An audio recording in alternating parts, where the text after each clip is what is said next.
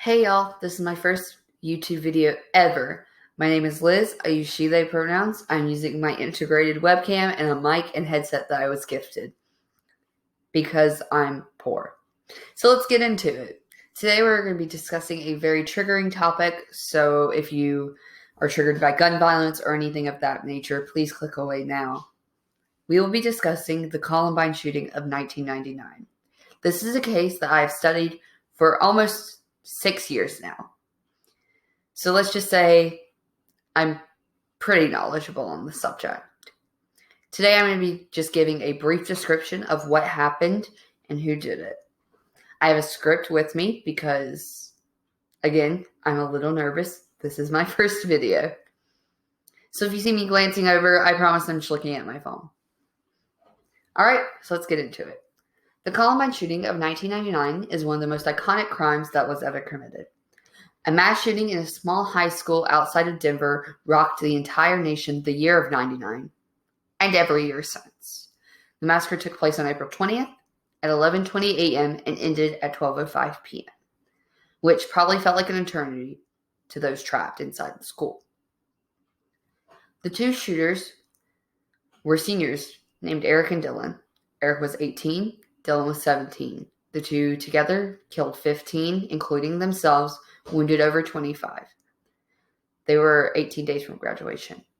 I'm not a huge fan of numbers, but I feel like these numbers are pretty important.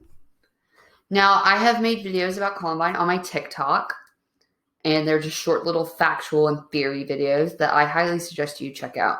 Now, you're going to have to scroll way down because they are quite old videos, as you can tell by the length of my hair now versus in those videos. So, in this video, we will be talking about Eric, Dylan, and then kind of them as like a unit, because them separately and them as a unit are very different, in my opinion. So let's talk about Eric. Eric David Harris was born in 1981 to a military family which moved around a lot, which meant friends were quite scarce. Think JD from Heathers vibes. Becoming obsessed with the military as well as World War II, Eric became very fond of guns and very fond of violence. Eric found comfort in alternative rock music of the time and German culture. This isn't to blame KMFDM, Rammstein, or guns. I love all three of those things very much. It is to investigate Eric's mental health.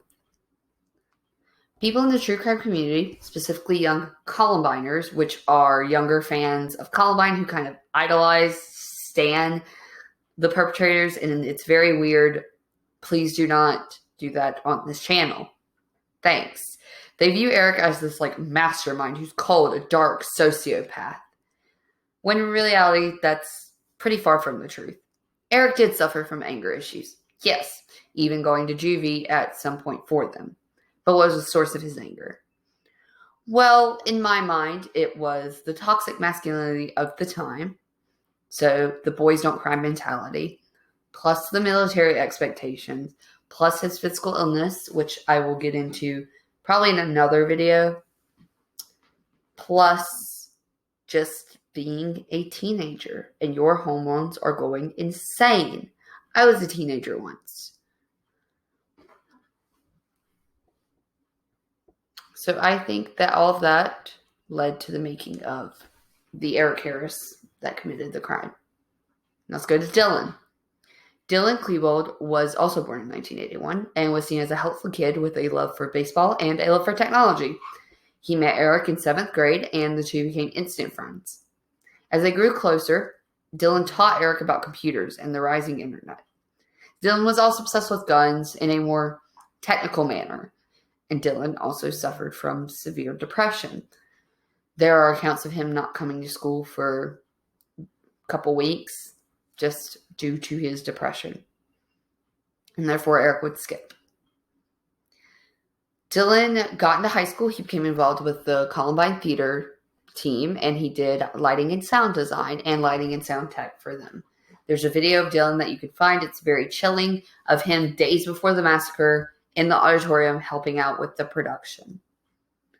So now let's move on to the two's relationship. Sue Klebold in her TED Talk called it a complicated friendship. Many people interested in the case have debated what she meant by this. The two met at a pivotal mental age. So they met in 7th grade, so let's say 13. And I believe that this was part of the reason that they became so codependent on each other. They were their only friends at this time. Eric, who was self-loathing and needy and angry, met Dylan, who was self-loathing, needy, and angry. Therefore, they became a codependent couple that could only be described as dangerous. They got jobs together at Blackjack's.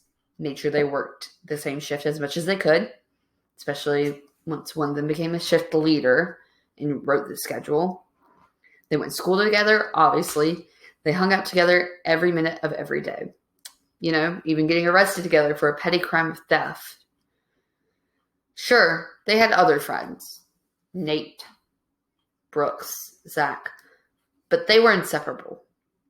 Eric had written in his journal that Dylan was his best friend and only his. Dylan claimed that Eric and Zach were his best friends. But that entry was scribbled out about a few months later to where it was just Eric.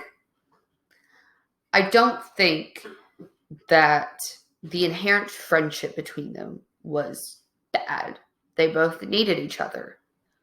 But it was the inherent friendship between their two darkest sides that I believe fueled the massacre. So this was just a very short introduction video on Columbine. If you guys have specific questions, because I'm not good with general stuff. I'm good with people asking questions.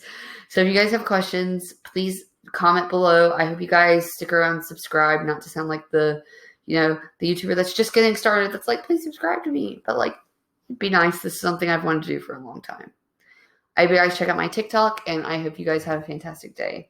I will not only be talking about crime, I will also be talking about mental health and mental illnesses.